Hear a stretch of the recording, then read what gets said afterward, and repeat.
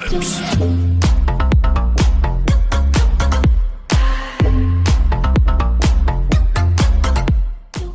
So ladies and gentlemen, welcome back to another video on the 619 Green Giant YouTube channel. Boris Johnson is about to make his address to the nation on the coronavirus lockdown and how he's going to set out his plan on getting us out of lockdown to get the economy back rolling. So this is basically just going to be a reaction video, so we'll watch it first on a full run through without me talking, and then after that if people are still interested, I will break it down and give my opinions on what he's saying and how I think it's going to affect everyone on this lockdown. So yeah, that's it. So without further ado, let's get straight into the Prime Minister's address to the nation. Right, ladies and gentlemen, Boris is about to give his speech. So it is almost 7 weeks since Boris Johnson put Britain into lockdown. In that 7 weeks, the death toll across the UK has risen above 30,000 and the economy has effectively ground to a halt. So how do we start to get out of it? Let's listen now. Right, let's see what he's got to say. It is now almost 2 months since the people of this country began to put up with restrictions on their freedom, your freedom, of a kind that we have never seen before in peace or war. And you have shown the good sense to support those rules overwhelmingly. You've put up with all the hardships of that program of social distancing because you understand that as things stand, and as the experience of every other country has shown, it's the only way to defeat the coronavirus, the most vicious threat this country has faced in my lifetime. And though the death toll has been tragic and the suffering immense, and though we grieve for all those we have lost, it is a fact that by adopting those measures we prevented this country from being engulfed by what could have been a catastrophe in which the reasonable worst-case scenario was 500,000 fatalities. And it's thanks to your effort and sacrifice in stopping the spread of this disease that the death rate is coming down and hospital admissions are coming down. And thanks to you, we've protected our NHS and saved many thousands of lives. And so I know, you know, that it would be madness now to throw away that achievement by allowing a second spike. We must stay alert. We must continue to control the virus and save lives. And yet we must also recognize that this campaign against the virus has come at colossal cost to our way of life. We can see it all around us in the shuttered shops and abandoned businesses and darkened pubs and restaurants. And there are millions of people who are both fearful of this terrible disease and at the same time also fearful of what this long period of enforced inactivity will do to their livelihoods and their mental and physical well-being, to their futures and the futures of their children. So I want to provide tonight for you the shape of a plan to address both fears, both to beat the virus and provide the first sketch of a roadmap for reopening society, a sense of the way ahead, and when and how and on what basis we will take the decisions to proceed. I'll be setting out more details in Parliament tomorrow and taking questions from the public in the evening. I've consulted across the political spectrum, across all 4 nations of the UK. And though different parts of the country are experiencing the pandemic at different rates, and though it's right to be flexible in our response, I believe that as Prime Minister of the United Kingdom, Scotland, England, Wales, Northern Ireland, there is a strong resolve to defeat this together. And today, a general consensus on what we could do. And I stress could, because although we have a plan, it is a conditional plan. And since our priority is to protect the public and save lives, we cannot move forward unless we satisfy the 5 tests. We must protect our NHS. We must see sustained falls in the death rate. We must see sustained and considerable falls in the rate of infection. We must sort out our challenges in getting enough PPE to the people who need it. And yes, it's a global problem, but we must fix it. And last, we must make sure that any measures we take do not force the reproduction rate of the disease, the R, back up over 1, so that we have the kind of exponential growth we were facing a few weeks ago. And to chart our progress and to avoid going back to square one, we're establishing a new COVID alert system run by a new joint biosecurity centre. And that COVID alert level will be determined primarily by R and the number of coronavirus cases, and in turn, that COVID alert level will tell us how tough we have to be in our social distancing measures. The lower the level, the fewer the measures, the higher the level, the tougher and stricter we will have to be. Right. There will be 5 alert levels.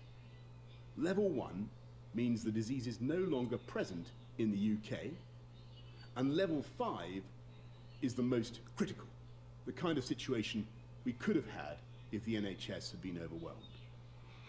Over the period of the lockdown, we've been in level 4, and it's thanks to your sacrifice we're now in a position to begin to move in steps to level 3. And as we go, everyone will have a role to play in keeping the R down by staying alert and following the rules. And to keep pushing the number of infections down, there are 2 more things we must do. We must reverse rapidly the awful epidemics in care homes and in the NHS. And though the numbers are coming down sharply now, there is plainly much more to be done. And if we're to control this virus, then we must have a world-beating system for testing potential victims and for tracing their... The testing's been down constantly. All told, we're testing literally hundreds of thousands of people. But not enough. Every day. We've made fast progress on testing, but there is so much more to do now, and we can. When this began, we hadn't seen this disease before, and we didn't fully understand its effects. With every day, we're getting more and more data. We're shining the light of science on this invisible killer, and we will pick it up where it strikes, because our new system will be able in time to detect local flare-ups in your area, as well as giving us a national picture. And yet, when I look at where we are tonight, we have the R below 1, between 0.5 and 0.9, but potentially only just below 1. And though we have made progress in satisfying at least some of the conditions I have given, we have by no means fulfilled all of them.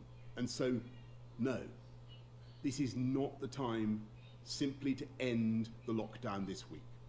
Instead, we're taking the first careful steps to modify our measures. And the first step is a change of emphasis that we hope that people will act on this week. We said that you should work from home if you can, and only go to work if you must. We now need to stress that anyone who can't work from home, for instance, those in construction or manufacturing, should be actively encouraged to go to work, and we want it to be safe for you to get to work. So you should avoid public transport if at all possible, because we must and will maintain social distancing, and capacity will therefore be limited. So, work from home if you can, but you should go to work if you can't work from home. And to ensure you're safe at work, we've been working to establish new guidance for employers to make workplaces COVID secure. And when you do go to work, if possible, do so by car, or even better, by walking or bicycle. But just as with workplaces, public transport operators will also be following COVID secure standards. And from this Wednesday, we want to encourage people to take more and even unlimited amounts of outdoor exercise. You can sit in the sun, in your local park, you can drive to other destinations, you can even play sports, only with members of your own household. You must obey the rules on social distancing, and to enforce those rules, we will increase the fines for the small minority who break them. And so, every day, with ever-increasing data, we will be monitoring the R and the number of new infections and the progress we are making. And if we as a nation begin to fulfill the conditions I have set out, then in the next few weeks and months, we may be able to go further. In step 2, at the earliest by June the 1st, after half-term, we believe we may be in a position to begin the phased reopening of shops and to get primary pupils back into schools, in stages beginning with reception, year 1 and year 6. Our ambition is that secondary pupils facing exams next year will get at least some time with their teachers before the holidays, and we'll shortly be setting out detailed guidance on how to make it work in schools and shops and on transport. And step 3, at the earliest by July and subject to all these conditions and further scientific advice, if and only if the numbers support it, we will hope to reopen at least some of the hospitality industry and other public places, provided they're safe and enforce social distancing. Throughout this period of the next 2 months, we will be driven not by mere hope or economic necessity. We're going to be driven by the science, the data, and public health. And I must stress again that all of this is conditional. It all depends on a series of big ifs. It depends on all of us, the entire country, to follow the advice, to observe social distancing, and to keep that R down. And to prevent reinfection from abroad, I'm serving notice that it will soon be the time, with transmission significantly lower, to impose quarantine on people coming into this country by air.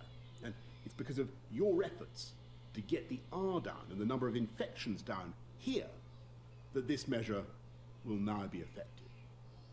And of course, we'll be monitoring our progress locally, regionally, and nationally.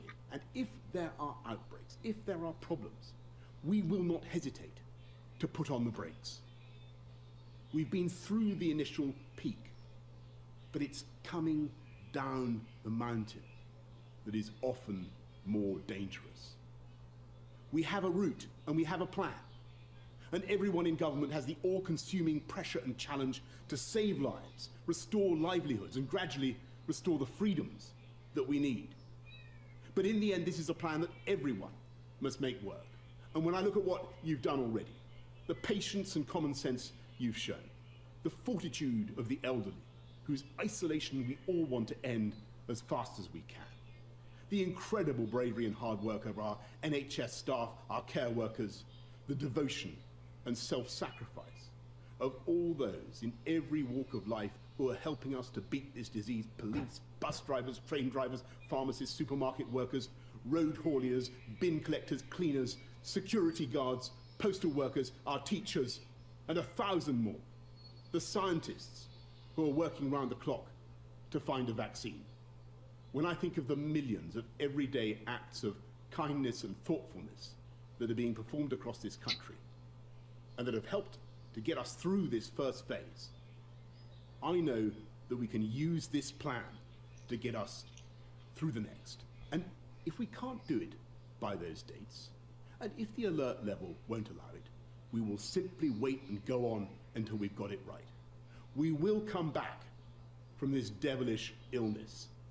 We will come back to health and robust health. And though the UK will be changed by this experience, I believe we can be stronger and better than ever before, more resilient, more innovative, more economically dynamic, but also more generous and more sharing.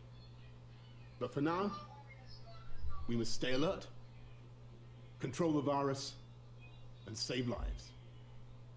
Thank you very much.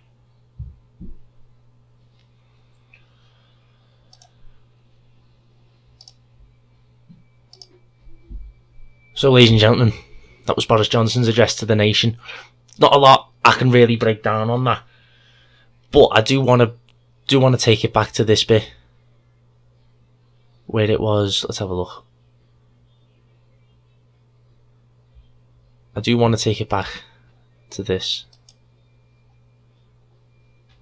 Enforce social distancing. This is Johnson's 3-step plan. So he says, step 1, come now, construction workers or people who can't work from home, go back to work as long as it's safe, and you're allowed to sit in the park now, and I suppose unlimited exercise.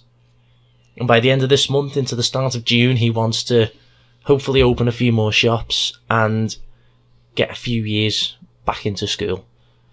And then come the end of June, he wants to try and get a few restaurants and leisure places open to get the economy running, as long as they're adhering to social distancing. So that's his plan. And as long as we stick to social distancing and guidelines, I think it's very possible. So that's going to wrap up this video of Johnson's address to the public. So as always, stay at home, save the NHS and save lives, or as well as stay alert, control the virus and save lives. It's been 619 Green Giant, and I'll see you guys on the next video. With